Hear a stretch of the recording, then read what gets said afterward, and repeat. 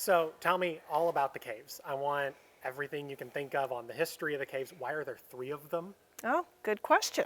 So initially, back in 1940s, around 1945, the caves began to be developed for a limestone quarry. The limestone was actually used for the growing city of Huntsville, including Redstone Arsenal and all the streets in Madison County.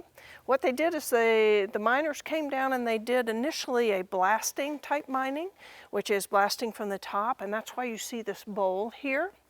The miners found that that wasn't very, for two reasons. They found it wasn't very cost effective, and also the city was growing, and so there were rocks being blasted onto brand new vehicles. One rock went through the almshouse, which was located just a few yards away.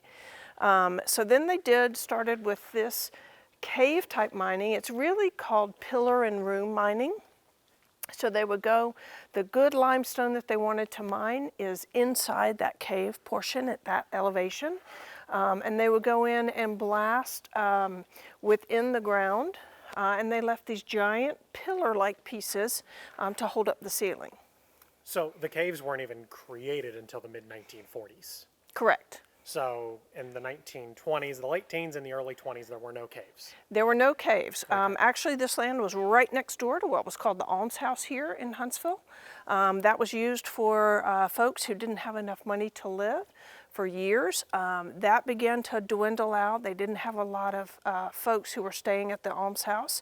So actually a lot of the miners that came in from Sherwood, Tennessee, actually rented rooms up at the almshouse, right up there where the little playground is up there, and then they would come to work down this way. And so how long did it take them to blast out the caves, and how long did they use the caves to get the limestone?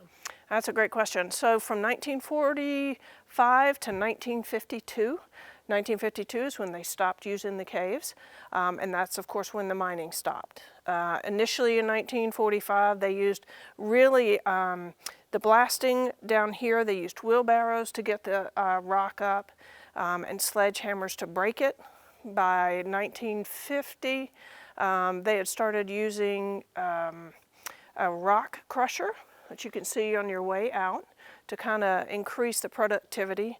And then in 1952, with the growth of the city and the inability to make it cost effective, they had to shut down the mines. So how far back does each cave go? Well, it's actually one giant cave Okay. with 3 openings, and it goes back about 6 acres in the back, so it goes really far. And it has numerous large pillars and numerous kind of different rooms that you can see. What does 6 acres equate to in mileage? That's just me being casual. So one way to say it would be, it's kind of like 6 football fields back. Okay. So 600 yards, give or take. Yeah.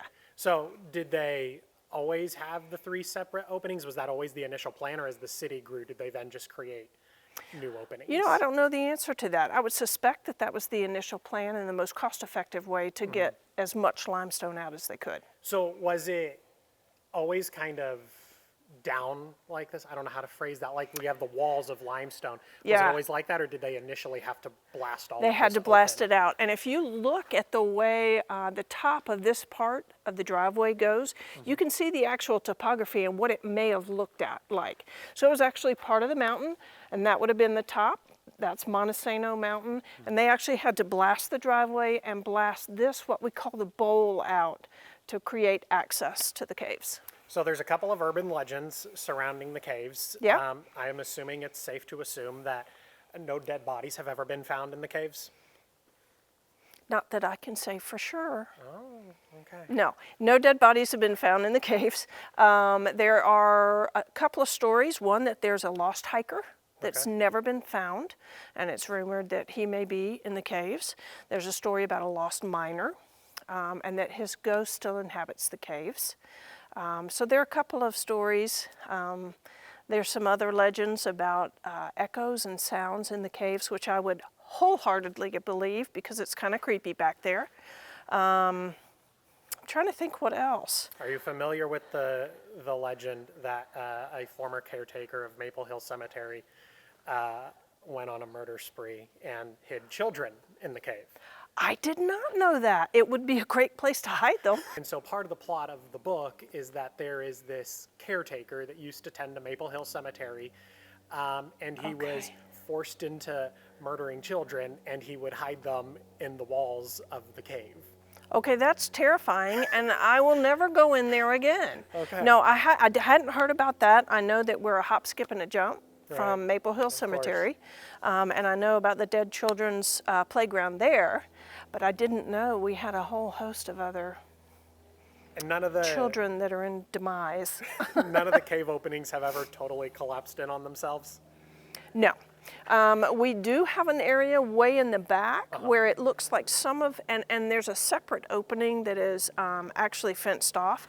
It does look like rock has fallen into that.